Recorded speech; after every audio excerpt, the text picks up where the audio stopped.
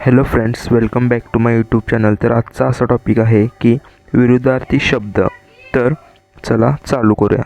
दिवस रात्र, चांगला वाईट, मोठा लहान, उंच ठेंगणा, काळा पांढरा, नवीन जुना, सत्य असत्य, श्रीमंत गरीब, सुख दुःख, जवळ दूर, पुढे मागे, वर खाली, गरम थंड,